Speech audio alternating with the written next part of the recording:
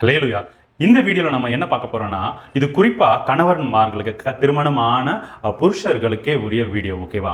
அதாவது நம்மளுடைய மனைவிகளை உங்களுக்கு நியமிச்ச உங்களுடைய சொந்த மனைவியினிடத்துல நீங்க எப்படி நடந்துக்கணும்? பரலோகம் உங்கள்ட்ட என்ன எதிர்பார்க்குது?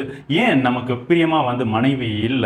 ஏன் அவங்கள ஆதாயப்படுத்திக் கொள்ள முடியலங்கிறத நம்ம இந்த வீடியோல பார்க்க போறோம். ஓகேவா? நம்ம என்ன செஞ்சா பரலோக திட்டத்தின்படி கணவன் மனைவி அன்பா இருக்க முடியுங்கிறத கணவர்களுக்கு போதிக்கும்படியா இந்த நேரத்துல என்ன அனுப்பியிருக்காரு. ஒருவேளை நீங்க இந்த சேனலுக்கு புதுசுனா, நான் உங்க யாக்கோபு, இது நீர் என்னை காண்கிற தேவன் என்ற ஊழியத்தின் வழியாக உங்களை சந்திக்கிறேன். உங்களுக்கு ராஜ்யத்துக்கு அடுத்த வகைகளை, அதே மாதிரி கடைசி கால எழுப்புதலை பத்தின அந்த தரிசனம், அந்த விஷன் உங்களுக்கு இருந்ததுன்னா இந்த சேனலை மைண்ட்ல வச்சுக்கோங்க. நிச்சயமா அது உங்களுக்கு யூஸ்ஃபுல்லா இருக்கும்.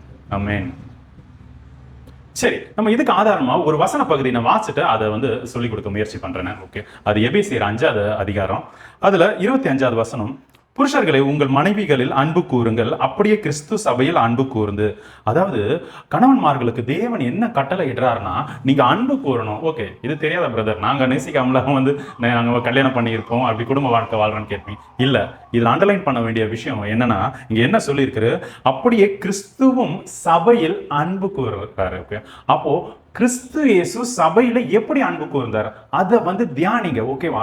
அவர் எப்படி அன்பு கூர்ந்தார்னா, கிறிஸ்து இயேசு தன்னுடைய சரீரத்தில் உள்ள கடைசி சொட்டு ரத்தம் வரைக்கும் இந்த பூமியில சிந்தி, அதாவது மாம்சத்துக்கு மரித்து பிதாவினுடைய வார்த்தை இந்த பூமியில நிறைவேறத்தக்கதாக, எல்லாருக்கும் அடிமையாகி தம்முடைய சீஷர்களுடைய கால்களை கழுவத்தக்கதாக அவர் ஜீவனை இந்த பூமியில விட்டார். ஹல்லேலூயா. இப்ப புரியுதா கிறிஸ்துவனுடைய அன்பு எப்படின்ட்டு? அப்போ அந்த அன்பின் நிமித்தம் தன்னை ஜீவ பலிய சிலுவையில ஒப்பு கொடுக்கும் போது அவர் திரும்ப என்ன ஆகிறாரு? மறு ரூபம் ஆகிறார். அதாவது உயிர் தெழுந்த வல்லமையினால தரிப்பிக்கப்படுறாரு இல்லையா? ஹல்லேலூயா. எல்லா ஜனங்களையும் தனக்கு சொந்தமா ஆதாயப்படுத்திக் கொள்ளும்படியாக தேவன் மாம்சத்துல கிறிஸ்து இயேசுவாக வந்தார்.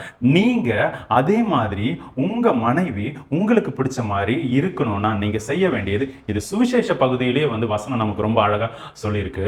மத்தவங்க உங்களுக்கு என்ன செய்யணும், எப்படி இருக்கணும்னு நினைக்கிறீங்களோ அதே மாதிரி நீங்க மத்தவங்களுக்கு இருங்க. ஹல்லேலூயா.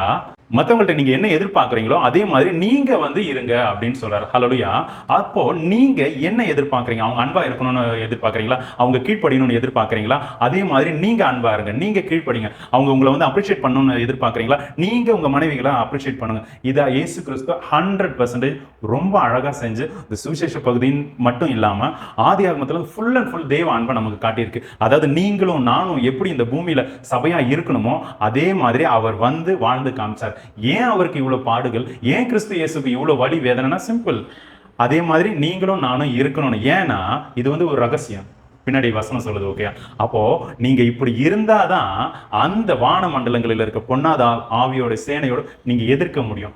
நீங்க மரித்தாலும் உயிரோட இருக்கணும்னா நீங்க கிறிஸ்துவின் பாடுகளை சுமரணும். அவருடைய சுபாவத்தின்படி நீங்க நடக்கணும். ஓகே, அவருடைய தழும்புகள்னால நம்ம குணமாக்கப்படுவோம். பிசாசு நம்ம கிட்ட இருந்தெல்லாம் கிரியை செய்ய முடியாது. இப்போ தேவனுடைய அந்த பரிசுத்தத்துல இருக்கும்போது. ஓகேவா? அப்ப நீங்க லிட்டரலி சொல்றோம், நீங்க மனைவி இடத்துல இயேசு கிறிஸ்து உங்ககிட்ட காட்டின அன்பு, நீங்க எப்படி ரட்சிப்புக்குள்ள வந்திருப்பீங்களோ அதை விட என்ன கேட்டா இன்னும் அதிகமா மனைவி இடத்துல அன்பு கூறுங்க. ஓகேவா? அவர் இயேசு கிறிஸ்து ஏன் இப்படி அன்பு கூர்ந்தார்னு பின்னாடி அந்த வசனம் சொல்லுது பாருங்களேன். தாம் அதை திருவசனத்தை கொண்டு தண்ணீர் முழுக்கினால் சுத்திகரித்து பரிசுத்தமாக்குகிறதற்கு. ஓகேயா? அப்ப அந்த சபையை பரிசுத்தமாக்குறதுக்கு தேவன் கிறிஸ்து இயேசு சபையிட்ட ஏன் அன்பா இருந்தார்னு சொல்றாரு. ஓகேயா? அதை தண்ணீர் முழுக்கினால சுத்திகரிச்சு பரிசுத்தமாக்கணும். ஓகேவா? அடுத்த வசனம் 27. கரை திரை முதலானவைகள் ஒன்றும் இல்லாமல் பரிசுத்தமும் பிழையற்றதுமான மகிமையுள்ள சபையாக அதை தமக்கு முன் நிறுத்திக் கொள்வதற்கும். ஓகே, அப்போ பரிசுத்தமான ஒரு சபையா, பரிசுத்தங்கிறது அவர் விரும்புற மாதிரி, தேவனை தவிர வேற ஒன்றும் இல்லாம அப்படி ஒரு பரிசுத்த சபையா உருவாக்குறதுக்கு அந்த 27 கடைசி வார்த்தைகள் என்ன சொல்லுது? தம்மை தாமே அதற்கு ஒப்பு கொடுத்தார். ஹல்லேலூயா. தன்னையே சபைக்கு வேண்டி அவர் ஒப்பு கொடுத்தார், ஜீவனை விட்டாருங்க. அதாவது உங்க மனைவிக்கு வேண்டி நீங்க எந்த அளவு வேணா இறங்கி போங்க. ஓகேவா? கிறிஸ்து இயேசு சீஷர்களுடைய காலை கழுவுனாங்கன்னா நீங்க கழுவுறதுக்கு யோசிக்காதீங்க. ஓகே, அவங்களுக்கு ஹெல்ப் பண்றதுக்கு ஹெசிடேட் பண்ணாதீங்க. ஓகே, அவங்க எது சொன்னாலும் நீங்க கீழ்ப்படிங்க. ஓகே, வசனம் மனைவி தான் புருஷனை கீழ்ப்படிய சொன்னது. நீங்க என்ன பிரதர் இப்படி கீழ்ப்படுகிறீங்கன்னா, நீங்க மனைவியா பார்த்தீங்கன்னா அது கண்டிப்பா ஒரு இடத்துல உங்களை பாதாளத்துல கொண்டு போய் தள்ளும். உங்களுக்கு கர்த்தர் நியமிச்ச ஆத்துமா, நீங்க இயேசு கிறிஸ்து, மனைவிங்கிறது சபை. ஓகேவா? அதே தான் மனைவிகளுக்கும். ஓகே, அதனாலதான் புருஷனை தலையா வச்சிருக்க இல்லையா? அந்த கான்செப்ட், இந்த பரலோக ராஜ்யத்துக்குரியவைகளை முதலாவது தேடுங்க, அதை நாடுங்கன்னு ஏன் சொல்றாரு? இது எல்லாத்தையும் நம்ம மறந்து போயிருக்கோம். ஓகேவா? அதனால உயிர்ப்பிக்கும்படியா தம்முடைய ஆவியே கொடுக்கிறார், தேற்றர் வாழ்னா பரிசுத்த ஆவியை. அதையும் பெற்று நம்ம ஏதோ ஒரு வழியில ராங் ரூட்ல போயிட்டு இருக்கு சபை மொத்தத்துல. ஓகேவா? மொத்தத்துல இந்த லாக்டவுன்ல சபையில தேவன் இல்லைங்கிறத 100% நிரூபிச்சிட்டார். ஓகே, நம்ம சபைன்னு நினைச்ச சர்ச்சுகளுக்குள்ள தேவன் இல்லைன்னு நிரூபிச்சிட்டார். ஓகே, நான் உங்களை மிஸ்கைட் பண்ணல, மிஸ்டைரக்ட் பண்ணல. ஓகே, நல்லா கவனிங்க. ஓகே, பரிசுத்த ஆவியானவர் உங்களுக்குள்ளதான் இருக்கார், நீங்க தான் அந்த சபை. ஓகே, அதை உணர்ந்து நீங்க எழும்புங்க. ஓகே, கர்த்தர் உங்களை எழுப்பாரு, அதுக்கு விட்டு கொடுங்க. ஓகே, மனைவிகள் இடத்துல அன்பு கூறுங்க. ஏன் உங்களை நீங்க எந்த மட்டும் தாழ்த்த முடியுமோ தாழ்த்துங்க. நீங்க சொல்லலாம், ஒருவேளை அது கோபக்கார மனைவியா இருக்கலாம், எதிர்த்து பேசுற மனைவியா இருக்கலாம், மூர்க்க குணமா உள்ள மனைவியா இருக்கலாம், பிற ஆண்களோட தொடர்புல உள்ள மனைவியா இருக்கலாம், உங்களை விட அதிகமா வேற ஆண்களை நேசிக்கிற மனைவியா இருக்கலாம், அவங்க தங்களுடைய பெற்றோர் சகோதரர்களுடைய சொல் கேட்கிற மனைவியா இருக்கலாம். எப்பேற்பட்ட மனைவியா இருந்தாலும் என் தேவனால மாற்ற முடியும். ஹல்லேலூயா. ஓகே, நீங்க விசுவாசிங்க, நீங்க உங்களுடைய ரோலை கரெக்டா இருக்க பாருங்க, நீங்க அன்பு காட்டுங்க. ஓகே, இதுக்குதான் அவர் திரும்ப சுவிசேஷ பகுதிக்கு வரேன். ஏன் இந்த வசனங்கள்லாம் கொடுத்தாருன்னு உட்கார்ந்து ஆராய்ங்க. ஒரு கண்ணத்துல அரைஞ்சா மறு கண்ணத்தையும் காட்டு. ஏன்னா அந்த ஆத்மா முக்கியம். வழியை நான் தாங்கிக்கிற ரெடியா இருந்தேன், என்னதான் மினிஸ்ட்ரியில வந்து நம்மளை யூஸ் பண்ண முடியும். ஓகே, பரலோக ராஜ்யத்துக்குரிய வேலையில நம்மளை யூஸ் பண்ணணும்னா நம்ம வழியை தாங்கிக்கணும், சகிக்கணும், பொறுமையா இருக்கணும். ஓகே, அந்த கனி நம்ம கூட இருந்தா மட்டும்தான் மினிஸ்ட்ரியில நம்மளை யூஸ் பண்ண முடியும். மினிஸ்ட்ரி மீன்ஸ் பரலோக ராஜ்யத்துக்கு ஏற்ப வேலை. நம்மளை எதுக்கு பரலோக ராஜ்யம் நியமிச்சதோ அந்த வேலையை செய்யறதுக்கு இல்லையா? அப்போ மனைவிகள் அதான் ஒரு கணத்துல அரைஞ்ச மறு கணத்தை காட்டுங்கன்னு சொல்லியிருக்கலாம். அவங்க என்னதான் உங்களை அவமானப்படுத்தலாம், மற்றவங்க முன்னாடி வந்து குறை சொன்னாலும், அது பப்ளிக்ல அந்த உங்களுடைய ஈகு வெளியில வர மாதிரி அவங்க கிரியை செஞ்சாலும் நீங்க அமைதியா இருங்க. ஓகேவா? நீங்க ஜெபிங்க, துதிங்க. அந்நிய பாஷை பெற்றிருந்தீங்கன்னா அதுல அதிக நேரம் அந்நிய பாஷையில பேசுங்க. ஓகே, அதுல ஒரு பின் குறிப்புமே கொடுக்குறேன். ஓகே, நீங்க அந்நிய பாஷையில வந்து ஒரு வாரமா டெய்லி 5 மணி நேரம் பேசிட்டு இருக்கீங்க, ஆனா ஒரு வார்த்தை கூட புதுசான வார்த்தை வந்து வரல அப்படிங்கிற உணர்வு வந்ததுன்னா உடனே வந்து நீங்க நிறுத்துங்க. அதிகமா பைபிள் வாசிங்க, துதிங்க. ஓகே, ஏன்னா ஏங்கிறது அந்நிய பாஷை பத்தி நிறைய காரியங்கள் இருக்கு, முடிஞ்ச இன்னொரு வீடியோல போறேன். ஓகேவா? ஏன்னா நீங்க வளரல, நீங்க வளர்ந்தீங்கன்னா 1 மணி நேரம் அந்நிய பாஷை பேசினா புது புது வார்த்தைகள் வரும். வாயில வரலனாலும் உங்க இருதயத்துல வரும், உங்க சிந்தையில நீங்க அப்படியே ஜெபிச்சுக்கிட்டே இருப்பீங்க. அந்நிய பாஷையில சொல்றேன். ஓகே, சரி, நான் இந்த அந்நிய பாஷைக்குள்ள இப்போ போகல. ஓகே, நீங்க மனைவிகளுக்கு கீழ்ப்படிங்க. ஓகேவா? உங்க வீட்டுல வந்து சொல்லுவாங்க, உங்களை வந்து கெட்ட வார்த்தையில கூட வந்து திட்டலாம், என்னடா ஒரு பொம்பளை மாதிரி இருக்க, பொண்டாட்டி சொல்றது போய் கேட்கலாம். வெட்கப்படவே படாதீங்க. பரலோக ராஜ்யம் மகிமைப்படும். இது இயேசு கிறிஸ்து பண்ணாரு, பவுலுமே பண்ணாரு. ஓகே, பிறருடைய புரோஜனத்தை குறித்தே வந்து என்ன கடவுள்னு வசனம் சொல்லியிருக்கு. ஓகேவா? அப்போ அதே மாதிரி பிறனுடைய தேவைகளை குறித்து தான் வந்து பவுல் என்றாரு. அவர் என்ன சொல்றாரு, நான் அநேக ஆத்துமாக்களை ஆதாயம் பண்றதுக்கு என்னை நானே அடிமையா வந்து விட்டு கொடுத்தேன் அப்படின்ட்டு. ஓகேவா? எல்லாருக்கும் எல்லாமா ஆனேன்னு வசனம் சொல்லுது. ஓகேவா? அவருக்கு நிறைய ஆத்துமாக்களை ஆதாயம் பண்ணா, அப்போ எல்லாருக்குமே வந்து கீழ்ப்படுது, எல்லாருக்குமே வந்து அடிமையா போறார், எல்லாத்திலையும் தம்மை தாழ்த்துறாரு. இயேசு கிறிஸ்துவ போல பிலிப்பியர் 2வது அதிகாரத்துல சொல்ற மாதிரி. ஓகே, சிலுவையின் மரணம் பரியந்தம் தாழ்த்தின மாதிரி இவரும் தாழ்த்துறாரு, பவுலுமே. ஓகேவா? ஒரு எக்ஸாம்பிளுக்கு இன்னொரு நபர், அவர் வந்து தேவன் சொல்லுவீங்க தானே? ஓகே, தேவன் தான். ஓகேவா? அப்படி நம்மள பிசாசு இப்படி வந்து வச்சிருக்கா, அது அவரால் தான் முடியும், உன்னால முடியாதுன்னு சொல்லலாம். முடியும். ஓகே, விசுவாசிக்கிறவனால எல்லாம் கூடும். என்னை விசுவாசிக்கிறவன் என்னிலும் பலத்த கிரியைகளை செய்வான்னு வசனம் சொல்லுது. வசனத்தை நம்புறீங்களா? அப்ப நிச்சயமா உங்களால முடியும். ஓகேவா? இப்ப அடுத்து பாருங்க, அப்போ எதுக்கு உருவாக்கணும்? பரிசுத்தமா உங்களுக்கு கொடுத்த மனைவிங்க. ஓகேவா? உங்களுடைய சரீரம். ஓகே, நீங்க 2 பேரும் சேர்ந்தாதான் ஒரு சபை. ஓகேவா? அப்ப அந்த காண்கிற மனைவியை ஆதாயப்படுத்தாம எப்படி மத்த ஆத்துமாக்களை ஆதாயப்படுத்த முடியும்? இல்லையா? ஒருவேளை அவங்க மூலியமா கூட நீங்க ரட்சிக்கப்பட்டு வந்திருக்கலாம். ஓகேவா? பட் தேவ திட்டம் புருஷர்கள் மேல இருக்கு. புருஷன் வழியா தான் மனைவியின் இடத்துல நம்ம வீக்கா இருக்கும்போது அந்த பாத்திரத்தை மனைவியை எழுப்பி உங்களை வந்து பிரகாசிக்க செய்வார். ஓகே, அதில் நீங்க ரொம்ப தெளிவா கரெக்டா இருக்கு. மனைவியின் இடத்துல அன்பு கூறுங்க. எதுக்குன்னா சொன்ன மாதிரி கிறிஸ்து இயேசு சபையிட்ட அன்பு கூர்ந்த மாதிரி. அடுத்து, அப்படியே புருஷர்களும் தங்கள் மனைவிகளை தங்கள் சொந்த சரீரங்களாக பாவித்து அவர்களில் அன்பு கூற வேண்டும். தன் மனைவியில் அன்பு கூறுகிறவன் தன்னில் தான் அன்பு கூறுகிறான். தன் சொந்த மாம்சத்தை பகைக்கிறவன் ஒருவனும் இல்லையே. கர்த்தர் சபையை போஷித்து காப்பாற்றுகிறது போல ஒவ்வொருவனும் தன் மாம்சத்தை போஷித்து காப்பாற்றுகிறான். தன் மாம்சத்தை நல்லா புரிஞ்சுக்கோங்க. தன் மாம்சத்தை தான் வந்து உங்களுடைய மாம்சம் தான் உங்க மனைவி. ஓகேவா? நீங்க உங்களை நேசிக்கிறீங்க, உங்களை அழகுப்படுத்துறீங்க, கண்ணாடி முன்னாடி நிற்கிறீங்க, நல்லா நீட்டா ட்ரெஸ் பண்றீங்கன்னு வச்சுக்கோங்களேன்.